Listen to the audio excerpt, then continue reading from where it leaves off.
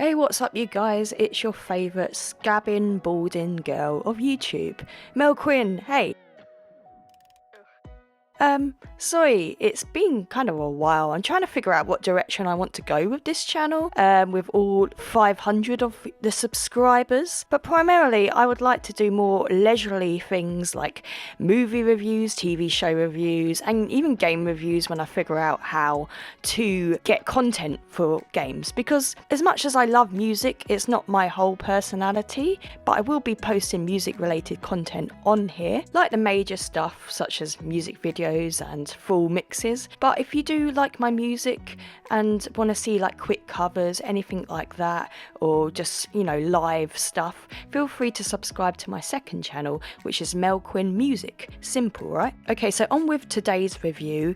I'm going to be giving my unwanted opinion about the film M3GAN. And yes, those who follow me on my Instagram, yes, I will do Terrifier 2 at some point. I want to do a reaction to it as well, because apparently it's disgusting. So I went to go see this movie on my own. Don't judge, I don't have any friends where my parents live. Honestly though, go to the cinema by yourself, it's pretty empowering. Anyway, this video isn't about loving yourself, it's my take and review on the film M3GAN upon first watch and first watch only. Not going to lie, I went to go see this movie to sort of rag on it a bit and be like, these horror movies ain't what they used to be and not as good as 80s horror, even though I was born in 95. Also, seeing those little clips of M3GAN, I did think her face was kind of CGI'd a little weird.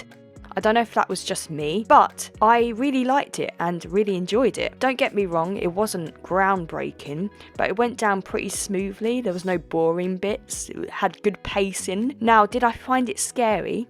Not really. Might be for some people who are not used to the horror genre, but I like to class myself as kind of a horror fan. So it wasn't really scary for me. Maybe if you are a horror goer, maybe go at this movie more as a thriller rather than a horror, because there is like a good message there.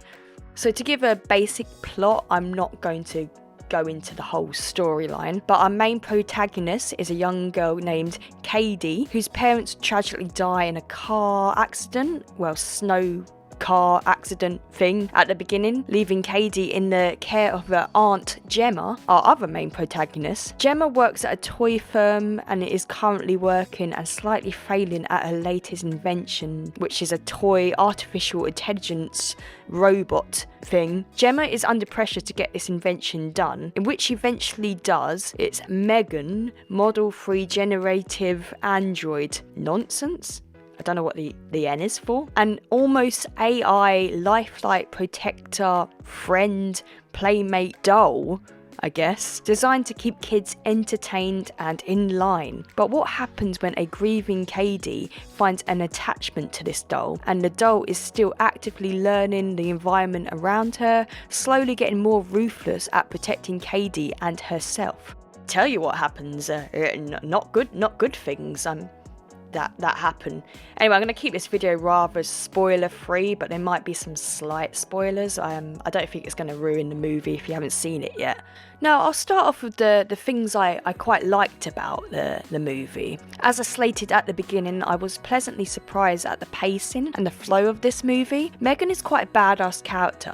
I think there are certain points that were quite disturbing too, and it actually had a pretty important message that can be pointed out in kids today who rely on technology like iPads to keep them entertained instead of genuine connections with parents and guardians. Also, I think it's a good movie for people who want to ease themselves into horror. It doesn't rely too much on blood and gore to get its points across. It's also fun watching M3GAN's behaviour adapt and change, becoming more sinister. I would actually be rooting for her if it wasn't for the whole dog scene. If those who've seen it will know. Things I didn't quite like about it, as I said about the CGI, I think it did look a bit weird at times, like her face and stuff, but it wasn't a big deal. Maybe it might have been a bit more freaky if it relied on more of the 80s Chucky style animatronic. Is that the right word? I'm pretty sure Chucky back in the 80s was a robot. Correct me if I'm wrong, but that would have looked really creepy if it was a bit like that. There were also a few scenes that made me feel a bit awkward, like her singing Katie to sleep. I don't know if that was intentionally funny, but it was, and it was weird. Another scene that was kind of like funny and probably shouldn't have been is when M3GAN got on all fours to chase the boy through the woods. It was kind of funny. Maybe it's meant to be creepy. It just looked hilarious to me. Overall, it's a very fun movie. It's a good movie to watch with your mates.